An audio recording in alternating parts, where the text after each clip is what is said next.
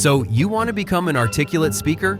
In most of the YouTube videos, you have been told that increase your surface level of vocabulary from 1,500 words to 30,000 words to become an articulate speaker. But what you actually become is a lawyer. Now you can speak a language only understood by judges and dusty legal documents. Here's the truth. The utilization of excessively convoluted lexemes significantly impedes the efficacy of articulation. Noticed what I just did? If you want to explain your thoughts clearly, you must use the simplest and easy-to-understand language. In this video, we'll explore the Feynman technique to help you express yourself clearly in any situation and communicate your thoughts persuasively with confidence.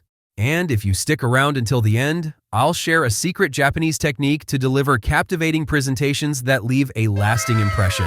Albert Einstein once said, if you can't explain it simply, you don't understand it well enough. So the first step is to fully understand yourself before explaining anything to someone else. That's where the Feynman technique comes in. So, what exactly is the Feynman technique? Well, it's a four-step process. It is mostly used by students and teachers. So today first I will show you what this technique is, and then I will reveal how you can apply it in your daily life to speak articulately. Step 1 is all about understanding the concept. Let's take the example of gravity. It's the force that pulls things towards each other, like how the Earth pulls us down. Now imagine you're explaining gravity to a curious kid who asks, why do things fall down? You might say, well, it's because of gravity. It's like a big hug from the Earth, pulling everything towards it, including you and your toys. Teaching it to a child helps simplify the concept and ensures you really understand it. After explaining gravity to your imaginary kid, think about what you struggled to explain. Maybe you stumbled over how gravity works in space or why some things float instead of fall. These are your knowledge gaps, and now you know what to focus on. Now go back to your resources and fill in those knowledge gaps about gravity. Then, simplify your explanation even more. Maybe you find a better analogy, like comparing gravity to a magnet pulling metal objects. Keep refining until you can explain gravity in the simplest terms possible. No need to use difficult words for explaining your thoughts clearly. But how can you apply this in your day-to-day life? Imagine you're in a meeting, ready to share your idea. What you would do is, before the meeting starts, first try to explain your idea on paper. Write down about your idea or thought in the most simple and easy-to-understand language. Keep in mind that you are writing for a 10-year-old kid. When you are done writing, ask yourself, what are the points that are still missing, or what are the points that you struggled writing in simple words?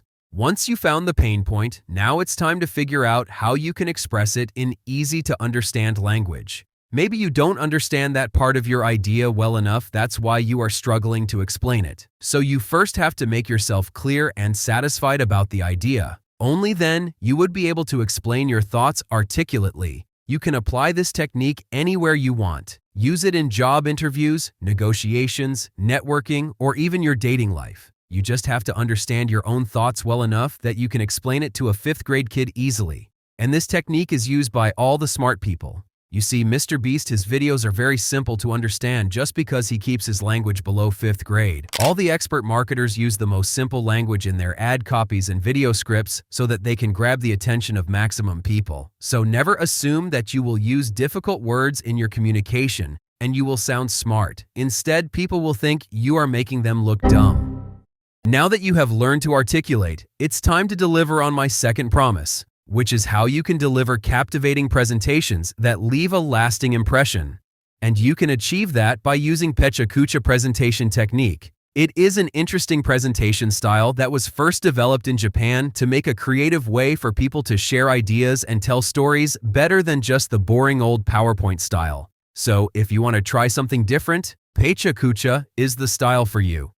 In this presentation style, you have 20 seconds per slide for a total of 20 slides to tell a story, to get across a point, or to give out some interesting ideas. This may feel weird at the beginning if you're just trying out Pecha-Kucha for the first time. You may feel rushed, you may feel anxious, but once you practice it, it's actually a really fun and creative way to get across ideas. Pecha-Kucha is very image-based, and people are meant to listen to the story and the ideas you are giving rather than read information or look at complex images on a slide. You want your slides in Pecha-Kucha to be simple and to the point. The first thing you have to do is come up with your ideas, and then you can start to actually format your presentation in the Pecha Kucha format.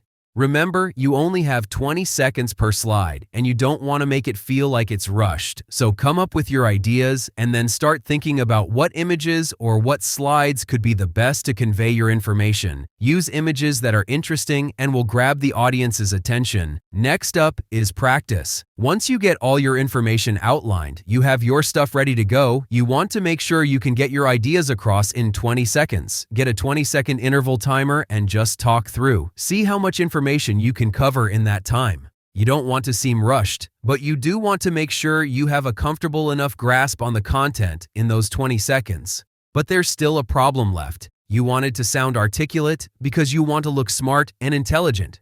But this is just the first step. If you want to truly become smarter in all the aspects of your life, you need to do 5 things which I have explained in this video, so I would recommend you must check it out.